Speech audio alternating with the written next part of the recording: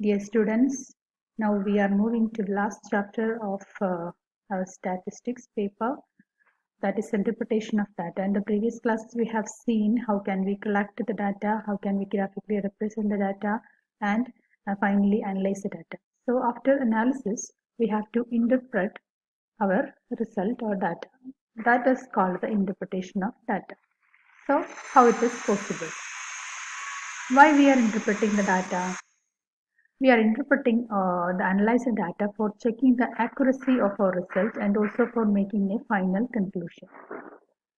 If the hypothesis or the analysis is rejected once by an experiment, then the hypothesis will be. If that particular hypothesis is rejected by means of an experiment, we can automatically reject that hypothesis. Okay.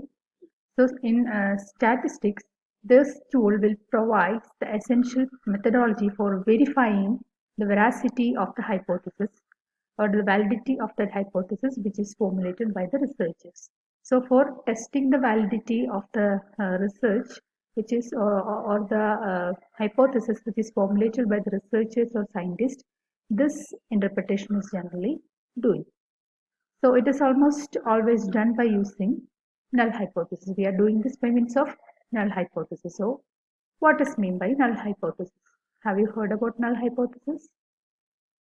A null hypothesis is a hypothesis which a researcher tries to disprove, reject or nullify. നമ്മൾ ഏതൊരു hypothesis എടുത്ത് നോക്കുകയാണെങ്കിലും നമ്മൾ ആദ്യം ഒരു null hypothesis ഉണ്ടാക്കിയിട്ട് പിന്നെയാണ് നമ്മൾ എന്താണോ ചെയ്യാൻ ഉദ്ദേശിക്കുന്നത് അതിന് ഒരു ആൾട്ടർനേറ്റീവ് ആയിട്ടുള്ള ഹൈപ്പോത്തസിസ് ക്രിയേറ്റ് ചെയ്യുന്നത്. അപ്പം ഏത് ഹൈപ്പോത്തസിസ് ആണോ നമുക്ക് ഡിസ്പ്രൂവ് ചെയ്യേണ്ടത് നമ്മളൊരു ഹൈപ്പോത്തസിസ് ക്രിയേറ്റ് ചെയ്യുന്ന സമയത്ത് അതിനാണ് നമ്മൾ നൾ ഹൈപ്പോത്തസിസ് എന്ന് പറയുന്നത്.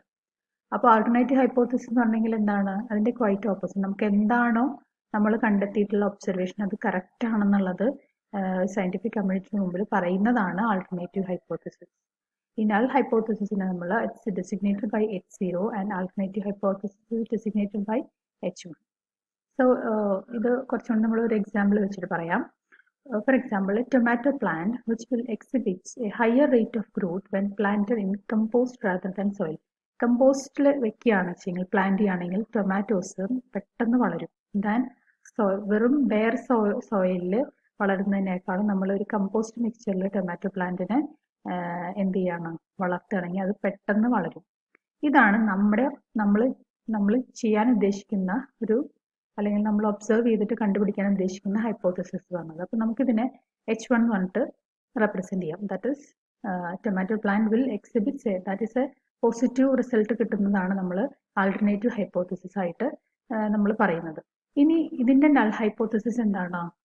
The tomato plants do not exhibit a higher rate of growth when planted in compost rather than in soil. ഇതിന്റെ നൾ ഹൈപ്പോത്തസിസ് എന്ന് പറഞ്ഞാൽ എന്താ? ഈ നമ്മൾ പറഞ്ഞിട്ടുള്ള ഒബ്സർവേഷൻ അല്ലെങ്കിൽ നമ്മൾ പറയാൻ പോകുന്ന ഹൈപ്പോത്തസിസ് തെറ്റാണെന്നുള്ളത് വരുത്തുന്നതാണ് നൾ ഹൈപ്പോത്തസിസ് എന്ന് പറയുന്നത്. സോ ഇഫ് അപ്പൊ നമ്മൾ എപ്പോഴും ഡിസ്പ്രൂവ് ചെയ്യാൻ ശ്രമിക്കുന്നത് ഏതാണ്? ഈ ഹൈപ്പോത്തസിസ് ആണ് ഡിസ്പ്രൂവ് ചെയ്യാൻ അല്ലെങ്കിൽ നള്ളിഫൈ ചെയ്യാൻ വേണ്ടി യൂസ് ചെയ്യുന്നത്. അപ്പൊ ഇങ്ങനെ ഡിസ്പ്രൂവ് ചെയ്യാൻ വേണ്ടിയിട്ട് നമ്മൾ യൂസ് ചെയ്യുന്ന ഹൈപ്പോത്തസിസിനെ നൾ ഹൈപ്പോത്തസിസിനും നമ്മൾ ഏതാണോ ചെയ്ത് എക്സ്പെരിമെന്റ് ചെയ്തിട്ട് പ്രൂവ് ചെയ്യാൻ ഉദ്ദേശിക്കുന്നത് അതിനെ നമ്മൾ ആൾട്ടർനേറ്റീവ് ഹൈപ്പോത്തസിസുമായിട്ടാണ് സ്റ്റാറ്റിസ്റ്റിക്സിൽ എടുക്കുന്നത്. And if the null hypothesis is rejected with no alternative the experiment is invalid. ഇപ്പൊ നമ്മൾ ഇങ്ങനെ കണ്ടുപിടിച്ചിട്ട് നമ്മൾ നൾ ഹൈപ്പോത്തസിസിനെ റിജക്ട് ചെയ്യാമെന്ന് കരുതാം. എങ്ങനെയാ? ഒരു വാലിഡ് ആയിട്ടുള്ള സയന്റിഫിക് എവിഡൻസുകളൊന്നും ഇല്ലാണ്ട് നമ്മൾ വെറുതെ നൾ ഹൈപ്പോത്തസിസിനെ നമ്മൾ റിജക്ട് ചെയ്യാന്ന് വെച്ചെങ്കിൽ ആ എക്സ്പെരിമെന്റ് ഇൻവാലിഡ് ആണ്. മനസ്സിലായില്ലേ? കാരണം വാലിഡ് ആണെച്ചെങ്കിൽ മാത്രമേ നമുക്ക് വിത്ത് സയന്റിഫിക് പ്രൂഫോട് കൂടിയിട്ട് നൾ ഹൈപ്പോത്തസിസിനെ റിജക്ട് ചെയ്യാൻ പറ്റുള്ളൂ. അപ്പോൾ വാലിഡ് പ്രൂഫ് ഒന്നും ഇല്ലാണ്ട് നമ്മൾ നൾ ഹൈപ്പോത്തസിസിനെ റിജക്ട് ചെയ്യാന്നുണ്ടെങ്കിൽ നമ്മൾ ചെയ്യുന്ന എക്സ്പെരിമെന്റിന് വാലിഡിറ്റി ഇല്ല. Okay. Then testing of hypothesis. എങ്ങനെയാണ് നമ്മൾ ഒരു ഹൈപ്പോത്തസിസിനെ ടെസ്റ്റ് ചെയ്യുന്നത്? ഈ ടെസ്റ്റ് ചെയ്യുന്നതുകൊണ്ട് ഉദ്ദേശിക്കുന്നത് എന്താണ്? Either we have to accept or reject. ഒന്നെങ്കിൽ അക്സെപ്റ്റ് ചെയ്യുക അല്ലെങ്കിൽ റിജക്ട് ചെയ്യുക എന്നുള്ളതാണ് ഈ ടെസ്റ്റിംഗ് ഓഫ് ഹൈപ്പോത്തസിസ് കൊണ്ട് ഉദ്ദേശിക്കുന്നത്. അപ്പം അതിന് കുറച്ച് സ്റ്റെപ്സ് പറയുന്നുണ്ട്. First step is to state the null as well as the alternative hypothesis. അപ്പം ആദ്യം ചെയ്യേണ്ട കാര്യം നമ്മൾ ചെയ്യാൻ പോകുന്ന ഒബ്സർവേഷനിന്റെ ആൾട്ടർനേറ്റീവും അതിനനുസരിച്ചിട്ടുള്ള ഒരു നൾ ഹൈപ്പോത്തസിസും സ്റ്റേറ്റ് ചെയ്യാം. അല്ലെങ്കിൽ അത് നമ്മളൊന്ന് ജസ്റ്റ് സ്റ്റേറ്റ്മെന്റ് പോലെ പറയാം.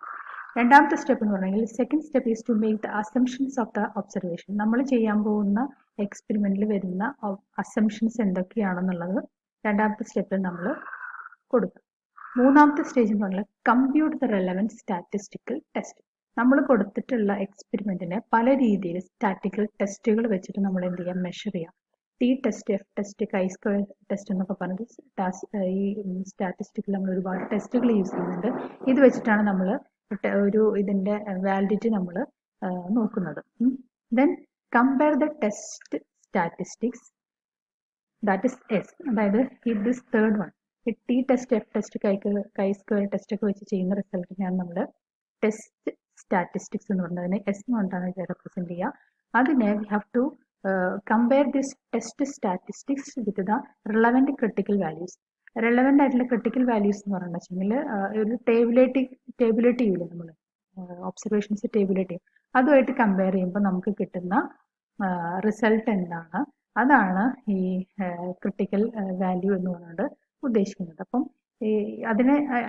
ഈ റിസൾട്ടിനെ നമ്മൾ കമ്പയർ ചെയ്യുക. അതായത് നമുക്ക് ഫൈനലായിട്ട് കിട്ടുന്ന ടെസ്റ്റ് സ്റ്റാറ്റിസ്റ്റിക്സിനെ ഈ ടേബുലേറ്റ് ചെയ്തിട്ടുള്ള വാല്യൂസുമായിട്ട് നമ്മൾ കമ്പയർ ചെയ്യാം.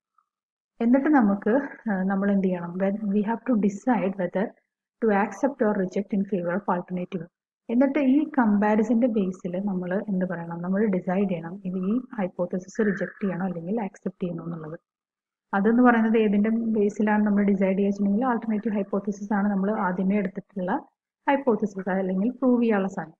അപ്പൊ അത് ആക്സെപ്റ്റ് ചെയ്യണോ അല്ലെങ്കിൽ റിജക്ട് ചെയ്യണോ എന്നുള്ളത് ചെക്ക് ചെയ്യുന്നത് ഈ കമ്പാരിസന്റെ ബേസിലാണ്. ഇങ്ങനെ കമ്പയർ ചെയ്യുന്ന സമയത്ത് if S is greater than C V, ഈ ടെസ്റ്റ് സ്റ്റാറ്റിസ്റ്റിക്സ് നമുക്ക് കിട്ടിയിട്ടുള്ള ടെസ്റ്റ് സ്റ്റാറ്റിസ്റ്റിക്സ് ഈ റെലവൻറ്റ് ക്രിട്ടിക്കൽ വാല്യൂവിനേക്കാളും കൂടുതലാണെങ്കിൽ നമുക്ക് എന്ത് ചെയ്യാം, we can reject null hypothesis. അങ്ങനെ നൾ ഹൈപ്പോത്തസിസ് റിജക്ട് ചെയ്താൽ മാത്രമേ നമ്മൾ ഹൈപ്പോത്തസിസ് ആക്സെപ്റ്റ് ചെയ്യുള്ളൂ. മനസ്സിലായില്ലേ? അല്ലെങ്കിൽ നമ്മളുടെ ഹൈപ്പോത്തസിസ് റിജക്ട് ചെയ്യും.